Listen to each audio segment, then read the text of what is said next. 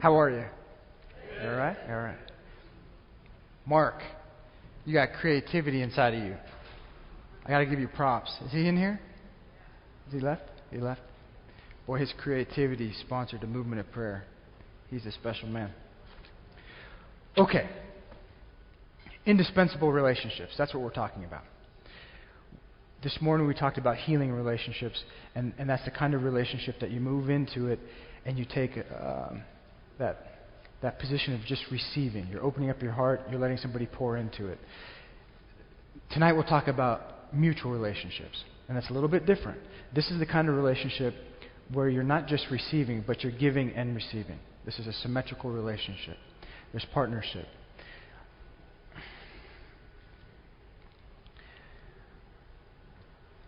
We are designed to live in community. Your mutual relationships represent the close circle of loved ones that walk with you through life. These are the people that love and support you as you love and support them. These are your traveling companions. We are designed to stand side by side and face fears and stress together. We are hardwired to exist in community. That's what we're designed to do. We live in community. And some examples of these mutual relationships that involve partnership is your marriage. Marriage is designed to be a mutual relationship, a partnership. When we look at the creation, we look back to Genesis. It says, "Then the Lord made a woman from the rib he had taken out of the man." The woman was created out of the man's rib. And I think the rib gives us a concept of male-female relationship. It gives us a concept of marriage. That she was created from the rib, suggesting that she was created neither to be above a man nor below a man, but by his side, his partner, his companion. That's mutuality. That's the partnership I'm talking about. When you try to make marriage and you try to cram it into a healing relationship so that you turn to your spouse and you just want to receive and download and just take in, what will happen is you'll come across as childish, selfish, and entitled. And those things aren't good for intimacy. And if you try to make your marriage into a serving relationship so that all you're doing is pouring into them and you're not getting anything from them, you'll come across as parental. You'll eventually feel resentful because you're being ignored, and you'll feel alone because there's not a place for your heart and there's not a place for you in the marriage. Marriage is designed to be that partnership. It's a mutual kind of relationship. When she was still alive, Ruth Graham, a news reporter asked her, he had a one-on-one interview with her, and he asked her what the secret was to her marriage with Billy Graham. And what she said was very interesting. So the reporter said, "Ruth, so tell me, what is the secret of your marriage? Because we're dying to know how you and Billy made it so long. We're dying to know." And she said, "Well, it's simple. He plays golf and I play bridge. He plays golf and I play..." Now, it's something easy to laugh about. It's because it's kind of silly. But it's silly and it's profound. Because what she's saying is that they spent a lot of time together, but they also had the freedom to be apart. They spent a lot of time together, but they had the freedom to be apart. And that time apart is not just there to pursue hobbies and interests like golf or bridge. That's there. But it's also a time to pursue growth and healing. And that time apart is where your healing relationship is. And you're pursuing healing and growth, and you're taking in that healing and growth into your marriage, or you're taking it into your friendship. So a mutual relationship involves marriage. Dating is also an example of a mutual relationship. If you're single or if you work with singles, probably the best advice I can give you is to lock into place your healing relationships, lock into place your mutual relationships, lock into place your serving relationships, and at that point you're ready to date. Because at that point you'll have a full life. And people who have a full life that go into dating, they're much healthier and much more balanced. One of the main reasons why we have problems in our dating experience is because we go into the dating experience empty and without much of a life. So we make the person we're dating our life. And we spend all our time with that person. And we spend all our time thinking about that person. But when you have a full life with lots of relationships, those relationships will take your time and your energy, and you won't have as much time or energy to give to the person you're dating. So it applies the brakes. And then as the commitment in the dating relationship develops and strengthens, you can gradually bring them into your full life, and the two of you can share a full life together. Your friends, your close loved ones, these are examples of mutual relationships. So let's talk about the basic rhythm of a mutual relationship, of this circle of loved ones. It involves reaching and responding. This is where you're reaching for the person.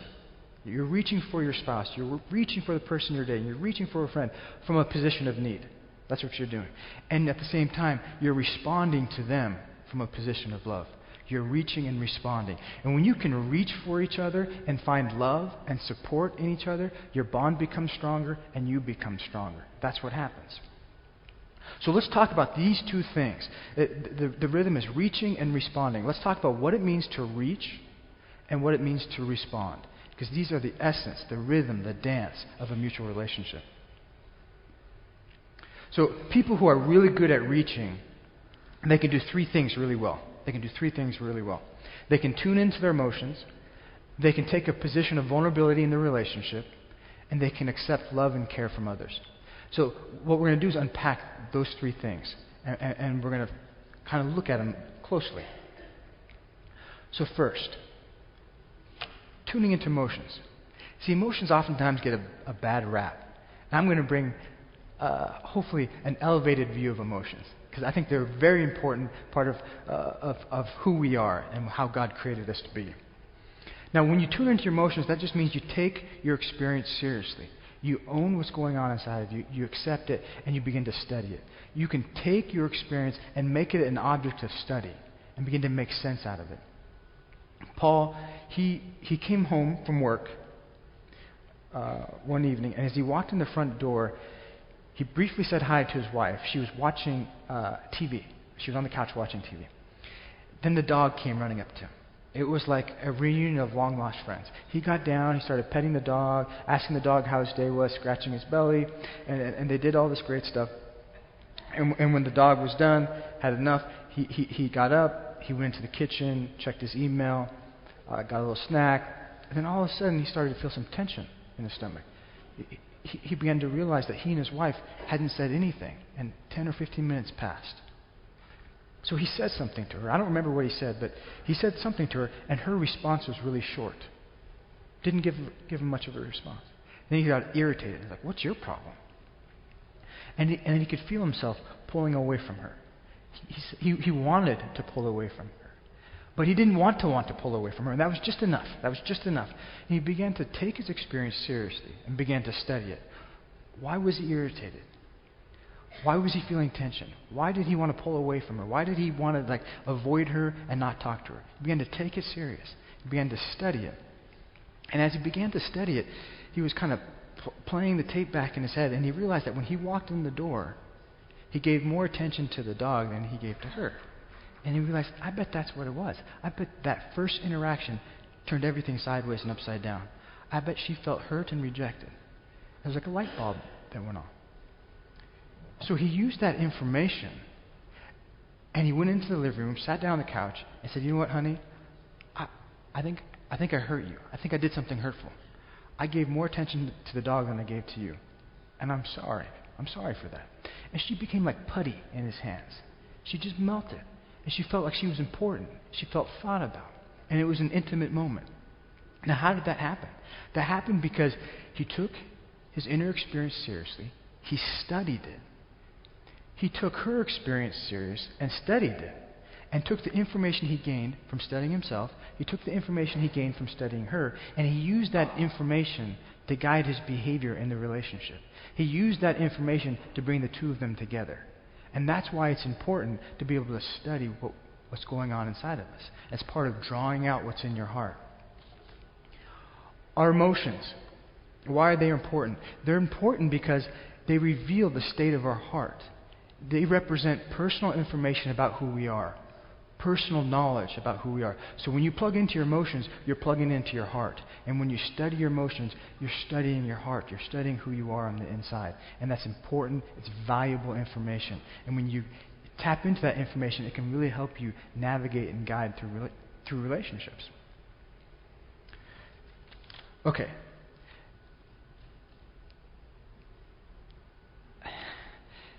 Taking a position of vulnerability in the relationship.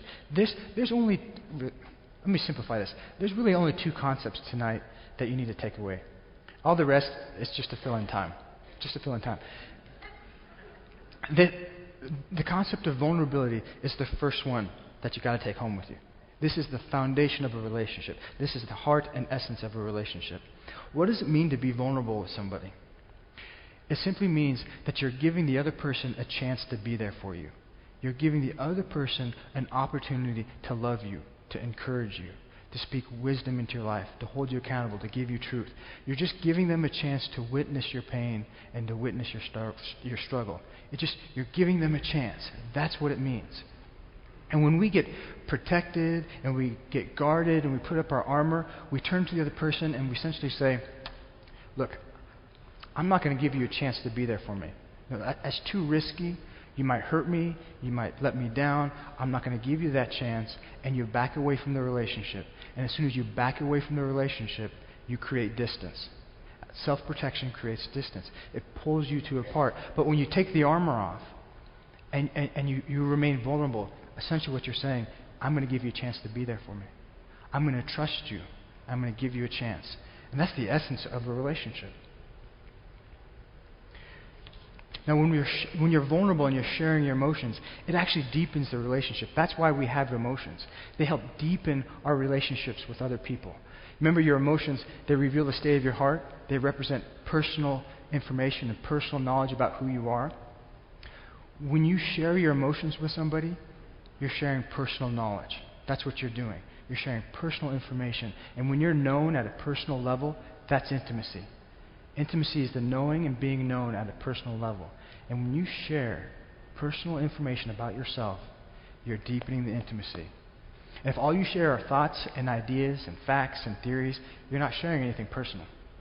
And the intimacy will be shallow.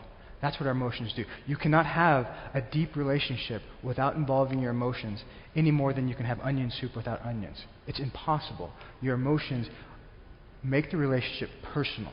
It deepens the relationship. That's why we have them.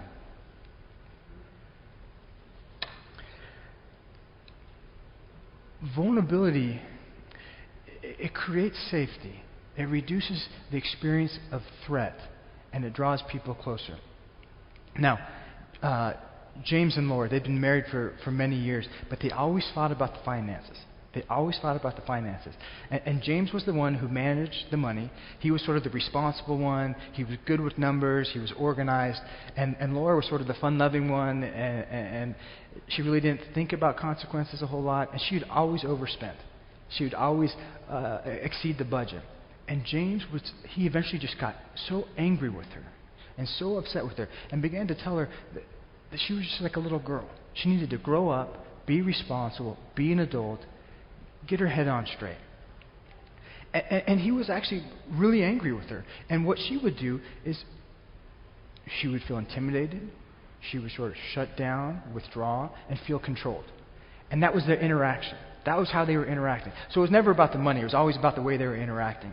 And so they began to work on being vulnerable and being open with each other. And James shifted. He shifted. And it shifted the whole interaction, the whole way they connected. And he became vulnerable. And what he began to tell her was what it meant to him when she overspent. He began to tell her that he actually got scared. He got scared because he didn't know how they were going to pay the bills. And he was afraid they were going to go into debt. And James was raised in profound poverty. And he never knew if they were going to be homeless. And it was a very significant source of shame. And he didn't want to have that experience as an adult. And when she was overspending, it brought all that back. And as he began to roll and show his soft side, it changed the whole interaction. It increased the safety because when somebody's vulnerable with us, they don't represent a source of danger. right? We don't really see somebody who's vulnerable as a source of danger. So that increases the safety. It decreased the threat level because his anger and his criticism, that was increasing the threat level. And so when he came soft and vulnerable, she felt safer with him. And it pulled her closer to him. Because when we love and care about somebody, we do not want to see them suffer. And so we'll move in to reduce the pain. We'll move in to reduce the hurt. And that's what it does. And so he was able to pull her closer to him with his vulnerability, whereas his anger was pushing her away. Vulnerability is the essence of a relationship. It's the essence of a relationship. When you cut yourself off from need and vulnerability, you'll move away from the relationship and you'll move into a position of self-sufficiency. That's what happens. And in a mutual relationship, you can take one of two positions. There's only one of two positions. You can either take a position of vulnerability or you can take a position of self-sufficiency. Let's look at the two of them. Somebody who's capable, so I'm going to camp on vulnerability because this is the most important concept. The person who's able to be vulnerable in their relationship, their heart, it's open to love. They're able to tell people about their struggles. They're able to tell people about where they're hurting or where they're insecure. And they give people a chance to care about them. They give people an opportunity to lift them up. And as a result, they're open to love. They're open to love. Somebody who's self-sufficient, they're closed to love. What they do is they shut down their needs, they shut down their emotions. And when you shut down on the inside, you shut everybody else out. That's what happens. You shut everybody else out. And so you create a wall around you. And you stick your vulnerable self and your needs and your emotions behind this wall. And that wall creates distance between you and others. And everything behind that wall is safe and protected. But it's deprived of relationship. And it's desperate for contact. And everything behind that wall is unreachable. Anything you hide behind that wall, the other people in your life, they can't reach. You're difficult to reach. And if they can't reach you, if they can't reach your insecurities, if they can't reach your needs, they can't love you. See, if you're unreachable, you're unlovable. Somebody has to be able to reach those parts of you in order to love you. And that's why a person in self-sufficiency is closed to love. They're just not reachable. They're just too distant, and they're difficult to make contact with. The goal in a position of vulnerability is closeness. You move into the relationship with this circle of loved ones, and you want closeness. You know your life is better with their love and their support and their accountability and their wisdom and their direction and their guidance. Your life is better. That's what you want. Self-sufficiency, the goal is distance. You've got to keep people at an arm's length. Because if they get too close, they'll know about your vulnerabilities. They'll know about your insecurities and your issues inside. This is the second concept. Remember, there's only two that you have to take away with. Vulnerability is the first one. Distance is the second one.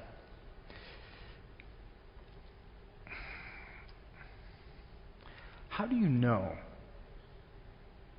How do you know if you have a problem in your relationship that should alarm you?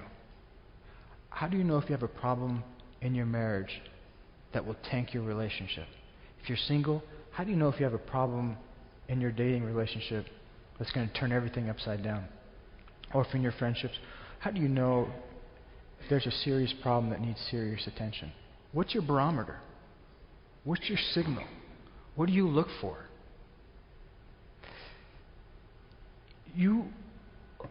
A lot of books that you could open up and read, they'll say something like, it's communication.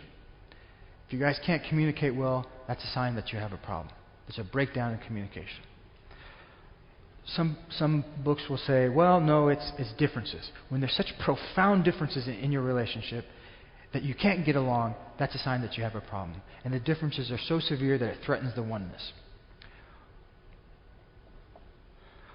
Some will say, it's because you fight so often. It's the frequency of fighting. You fight so much and you can't resolve conflict. That's the sign that you have a problem. You know what's interesting? Back in the 90s, researchers used to study this. They wanted to figure out how we get along and how relationships fall apart, and how they're recovered. And they would give people surveys.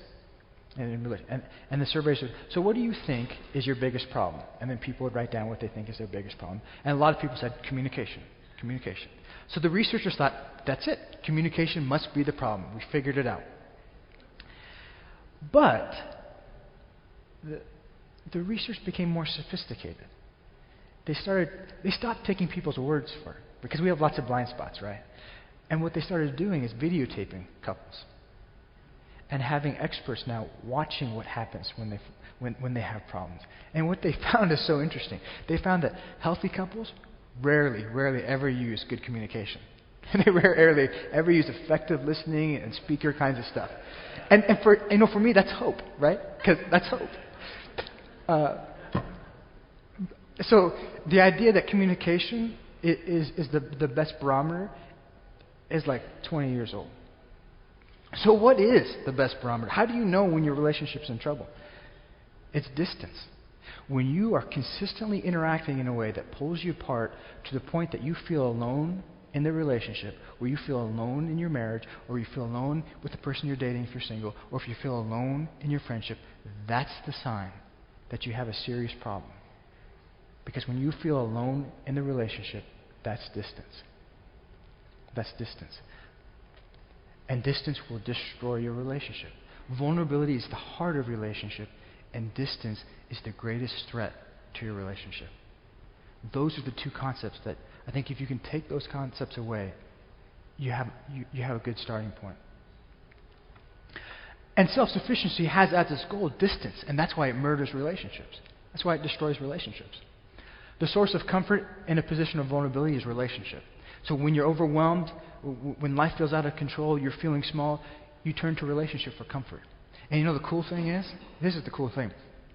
God has wired our brain so that when we turn to somebody, when we reach out to them, and we receive comfort and support and love, that He's wired our brain so that it will produce all kinds of really cool chemicals. Opiates, dopamine, the reward system, and it bathes our brain in happy chemicals. It bathes our brain in happy chemicals. And we get oxytocin pumping through our body. Oxytocin helps us feel calm, relaxed. It's that state of bliss. So we are wired to get comfort when we connect with other people. And you know what they know? They found out if you inject somebody with oxytocin, it'll actually make them friendly and warm and trusting. So, if somebody at work you don't get along with, you just kind of give them some oxytocin and it changes everything. Maybe it changes the way we think of loving our enemy. Just carry oxytocin around. Makes them friendly. In self-sufficiency, the goal, the source of comfort is the self. And so you don't turn to others. Instead, you try to deal with everything by yourself, alone. And the problem is that we're weaker when we're alone, and we're stronger when we're with others. Though one may be overpowered, two can defend themselves. A cord of three strands is not quickly broken. We are stronger together, much stronger. We are weaker when we're alone. Now, we will never be consistently in a position of vulnerability. That just won't happen. Because we have that, remember this morning, we have that resistance to need and vulnerability. So that's constantly in us. And that's why the healing relationship is so important, because it's the place where we're breaking that resistance. And we're learning how to be vulnerable, and we can live in that place of vulnerability within that circle of loved ones, right? Within that circle.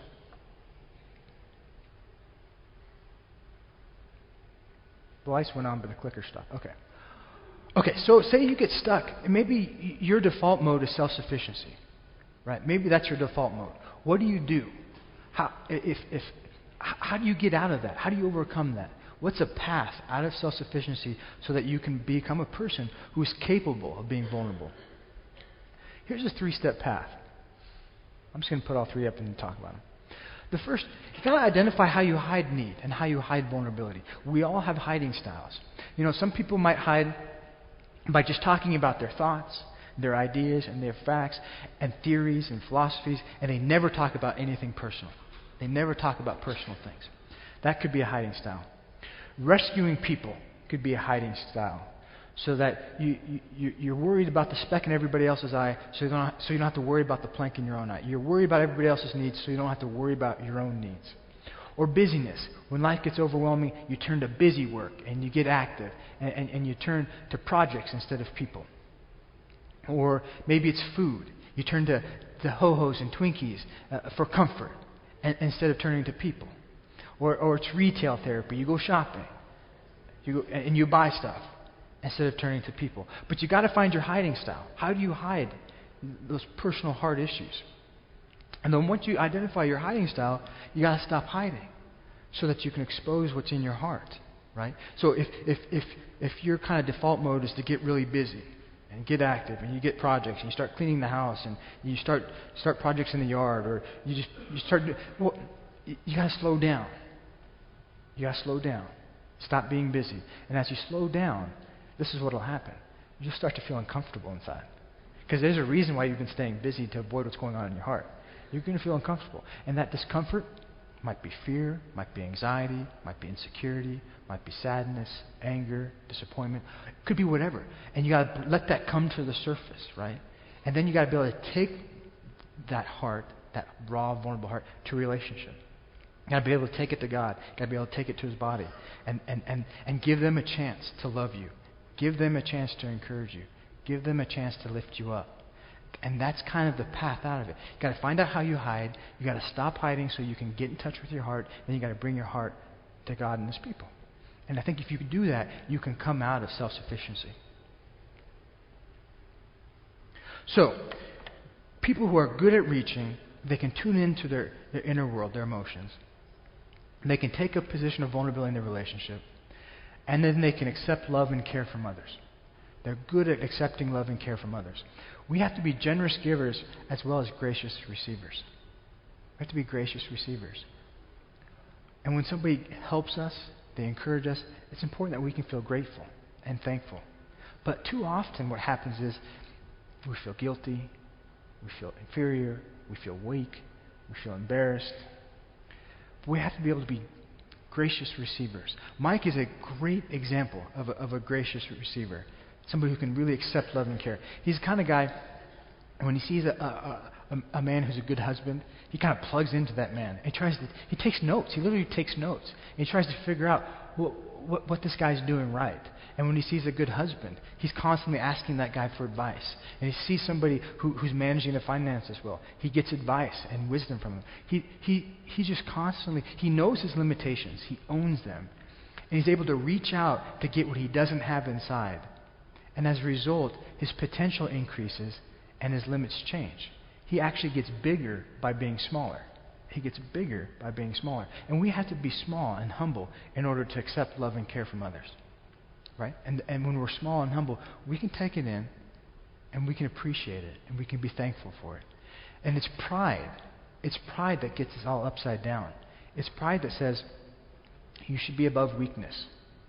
You should be above needing help. You should be above that. And that's when we start to feel shame and embarrassment and guilt. But if we can stay humble, we can be gracious receivers. So let's tie it together. You got to be able to connect to your need. Reach out. Give the person a chance to be there for you. Give them a chance to love you and encourage you. Then you've got to be able to receive it and take it in. Feel the need, reach out, take it in. That's essentially the essence of what it means to reach out from a position of need. That's the one part of the dance in this relationship. It's one part. So let's talk about the second part, what it means to respond to another person from a position of love. Let's read this passage. One day, Peter and John were going up to the temple at the time of prayer at 3 p.m.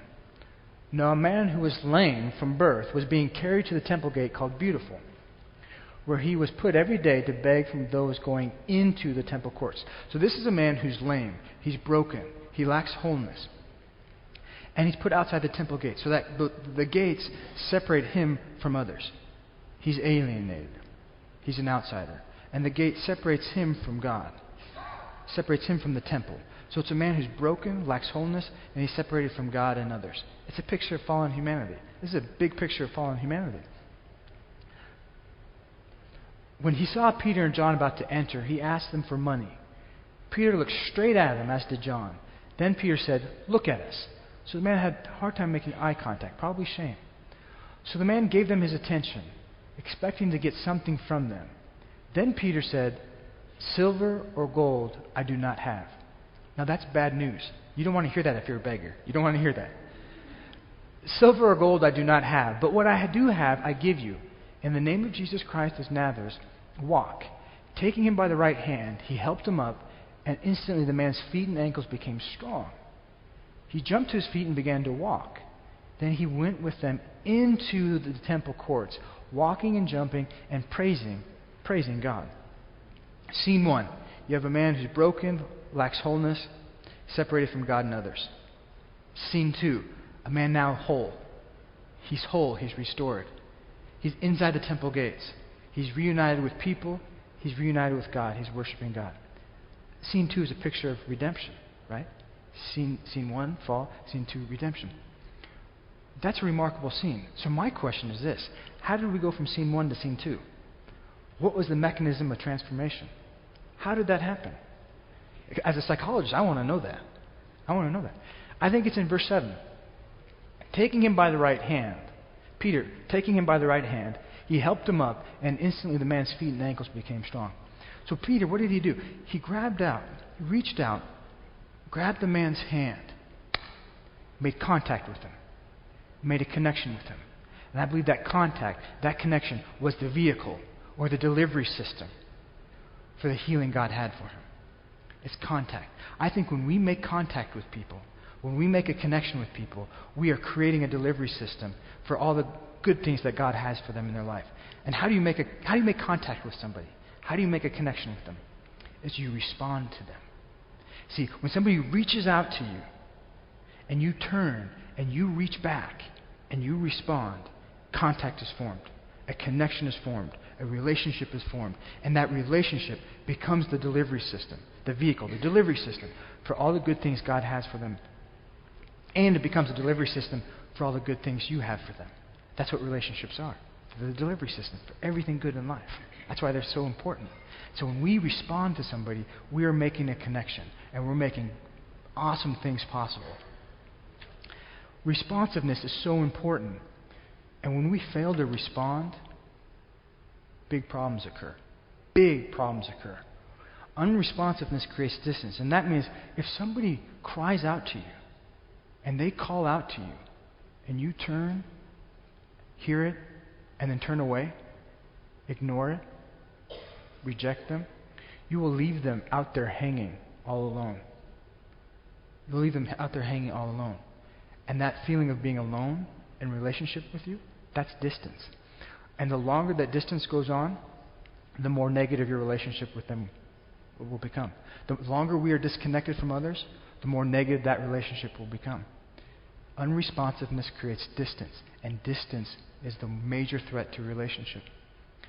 Unresponsiveness also causes a breach in the safety and security of the relationship. So when you turn away from somebody who's reaching out to you and calling out to you and crying out to you from a position of need, you turn away from them, they're going to feel alone, and that's going to be a very alarming experience because we are wired at the very core to be relational. And when we suddenly feel alone in relationship to somebody we love and need, we are wired to say, ooh, this is a big problem. And we will lose our emotional balance inside. And we'll go goofy. And we will react to that goofiness and that imbalance in one of two ways.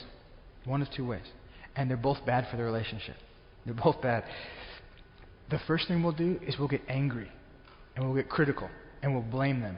And we'll push on them and pound. Where are you? Why are you doing this? Why are you ignoring me? What is going on? And we'll pound. And then the other person will start to back away. I'm not opening that door. That pound is way too loud. And it creates this demand-withdrawal. They demand. You start to withdraw. And as you withdraw, they demand more. And then you withdraw more. And that demand-withdrawal cycle just causes a breach in the safety and security of the relationship. The other response, if we suddenly feel alone in relationship to the person we love, the other response is if we don't get angry and critical, we just shut down. And we pretend like there's nothing wrong. And we try not to rock the boat. We try to avoid conflict. And somebody could ask us, is everything okay? Oh, yes, everything's fine. Are you sure everything's okay? Yes, I said everything's just fine. And we will shut down and we'll pull away from them. And we could be standing right next to them geographically, but our hearts are miles and miles apart because we've pulled away and we've shut down. And that distance threatens the safety and security of the relationship. Unresponsiveness wreaks havoc on the safety and security in your relationship. And the goal is to move towards others, not away from them and not against them, but towards them. Let's say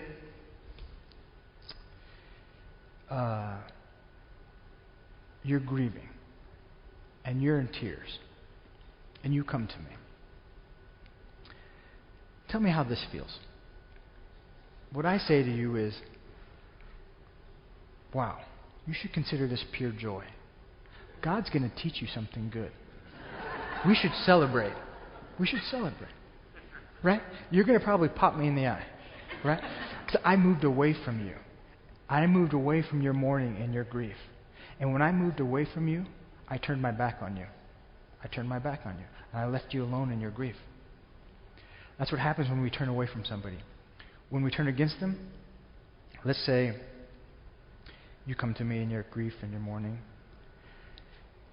and I say to you this. You know what?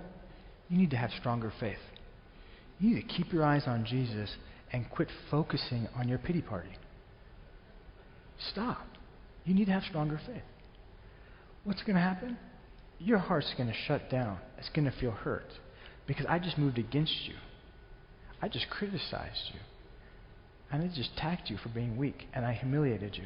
And now you have not just the grief, and not just that you feel alone, but now you feel hurt.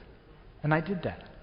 I tripled the pain because I moved against you at a time of need and vulnerability. But let's say this time I say to you, wow, tell me about it.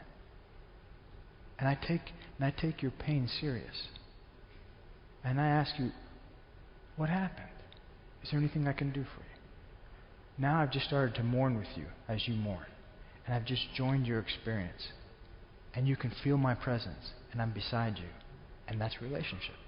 That's relationship. I've just joined you. And that's our goal, is to join each other. Not to move away and not to move against. There's only a limited amount of options. We can move towards, away, or against. And our goal is to always move towards and to join. Responding to others. When somebody reaches out to you and they call out to you, what motivates us to respond? Why do we do it? Well, one of the most powerful motivators is love. When we love and care about somebody, we want to move in and reduce pain and suffering. So our love makes us responsive to others. Love is the most powerful motivator. Commitment is also a motivator. When we're committed to each other, committed to you, committed to the relationship, that makes me more responsive. Meg and I, we just moved to a new place. And we had to find somebody to watch Maya while we moved everything. And we were trying to think who we could ask. And we both kind of thought to ourselves, Vivian and Joe, because they are good friends. And we knew if they were available, they would say yes. And fortunately for us, they were available and they said yes. So they watched Maya. And we got everything moved in. And then we called them up. And they brought Maya over and they brought their kids over. And we all had a pizza party out on the deck. We didn't have furniture at that time, so we were really just sitting on the deck. And that experience brought our families together because they expressed their commitment to us. They responded to us in a time of need, and we shared a major family transition with them. And it just brought us closer together as family. And it was really fortunate for us, a huge blessing for us, huge blessing, because we went downstairs in the basement. And we're so happy about this house, and we go down in the basement, and up on the ceiling is this water stain, and in the middle of it is this bubble. And I push on that bubble, and just water came out. Talk about heartbreak. The honeymoon's over. It's like, what is this? But fortunately, Joe knows plumbing, and he's really good at drywall. And so it was a real blessing that he was there. Talk about damage control. But it's the commitment. Our commitment to each other makes us responsive. Makes us responsive. Compassion. When we are moved by compassion, we are sensitive and attentive to people in need. And we're better able to pick up signals of distress and signals of worry. And when we're filled with compassion, we can identify with other people's pain, and that helps us move in and to reduce it. Compassion is a powerful motivator. Now, here's the issue, though. We're not always responsive. We're not always. In fact, the research suggests that we hurt each other, because when we fail to respond, when somebody reaches out and we turn away from them or we reject them, that's a hurtful event, right? The research suggests that in any given relationship, that happens about 3 to 4 times a week. That actually seems low to me, but that happens 3 to 4 times. So it happens quite a bit. So if that happens, why is that? Well, if we're struggling to respond to our spouse, to our friend, to the person we're dating, why does that happen? Well, it means that we need to draw out whatever's going on in our heart. And what we might find is, first, defensiveness. Now, you can see this in couples. You'll have one spouse, maybe it's the wife, and she'll come to her husband and she'll be vulnerable. And she'll say, honey, I miss you. I need you to be around more. The house is better. It operates better. I need your help with the kids. We miss you. We love you. We just need more of you. And she'll just reach out. And she'll be soft and vulnerable. It's like textbook, A+ reach. Beautiful. And this is what the man will hear. You're a terrible husband. I wish you'd get your act together. You don't love me. You don't love the kids. And then he gets defensive. He hears the need as an attack and gets defensive rather than responsive. We've got to be able to hear need as need. That's what it is. And when we can hear need as simply need, we can respond to it. But if we hear need as an attack on who we are, we'll get defensive and we'll pull away and we won't respond. So defensiveness can be a major culprit for not responding. Selfishness. When we have to be able to rise above ourselves, to be able to connect to others and to be able to respond to them. And when our ego or ourself gets so loud and so noisy that it drowns out everybody else, we can't respond. We can't respond. So selfishness is a reason why we fail to respond. Taking others for granted is another reason. When we take somebody for granted, we stop being interested in them. When we stop showing interest in them, and we pull away from the relationship, and we leave them feeling alone. And they're wondering where we are, and they're reaching out for us, but we're not there. Unacknowledged hurt is another. When we're hurt, we tend to get angry. Have you ever noticed the old saying, hurt people, right? One of the ways we hurt people when we're hurt, silent treatments, not returning phone calls, not returning text, avoiding them, right? That's all expression of hurt inside. And when we have unacknowledged hurt, we can retaliate. That's what it is. It's just retaliation by pulling away and not responding. Okay. Here's some principles. We're going to wrap up. Here's some principles. A healing relationship can keep your mutual relationship balanced. What does that mean? If you go into one of your mutual relationships and you have a problem, maybe in your marriage, you have a wound from your childhood, abuse, neglect, or something, and you have a wound in your childhood, and it lopsides the marriage, it creates problems in the marriage, or maybe you have a problem that you're bringing to your friends, and that problem is dominating the conversation, dominating the interaction, making things one-sided, so that you kind of unload on them, and then you walk away and you have a spring in your step and you feel good, but you know nothing about what's going on in their life, that kind of thing. If it's one-sided, it gets lopsided. If that happens 3 times in a row in your conversation, that should be a sign that whatever that problem is, you need to take it to your healing relationship, and you need a deeper level of antibiotic. And that healing relationship can absorb some of that burden so that your mutual relationship can stay balanced, and so that your marriage can stay balanced. That's what it can do. So your healing relationship can keep your mutual relationships balanced. The number of mutual relationships needed will vary. You got to define that. You got to define how many people you will put in this mutual relationship category. But I'll give you this. Your mutual relationships are designed to be a close circle of loved ones. It's designed to be a circle. That means it's not open-ended. It's not open-ended. The people in your circle are the people who have proven themselves trustworthy, that you trust them, and that you feel safe with them. that you are drawn to them as they are drawn to you. Now, the circle is not rigid. There will be people that bounce out of your circle for various reasons, and there will be new people that come into your circle. But nevertheless, it's a circle. And each of us must define how many people we bring into that circle. Some of us will bring a lot of people in because we're extroverted. Some of us will bring only a few people in because we're more introverted. But how many people you bring in that circle is up to you. But remember, it represents the people who you trust, you feel safe with, and you're drawn to. The intimacy level in each mutual relationship can vary. It looks like Jesus had 12 in his circle. And the intimacy level within the 12 varied. Of the 12, there were 3 that were particularly intimate with him, Peter, James, and John. And of the 3, there was 1, John the Beloved. The intimacy level varied. And the intimacy level in your marriage will probably be the deepest level of intimacy. And it will be much deeper than the intimacy level with your friends. Right? It will be much deeper. And the intimacy level in your friends, that will vary. You will have some friendships that are fun and casual.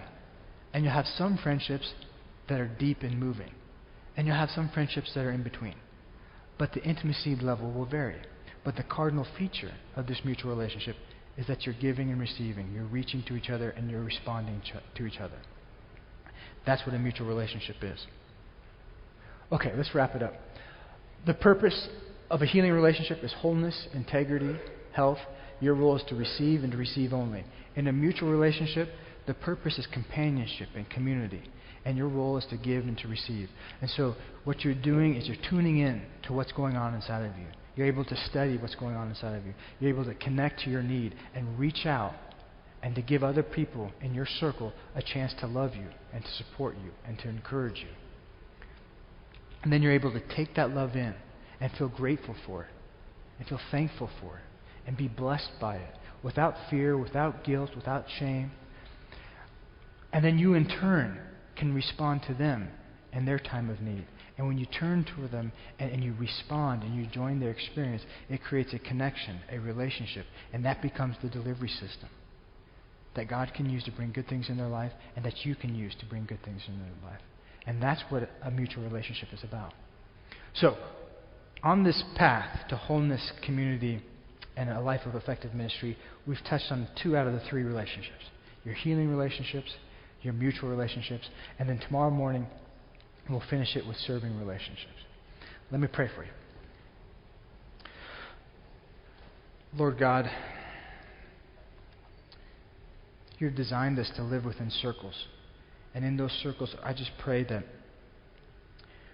we would have an abundance of people who are safe, who are trusting, who are loving, and that we can have the circle of community that brings about everything you intended us to be, that we can be loved and supported, and in turn love and support people.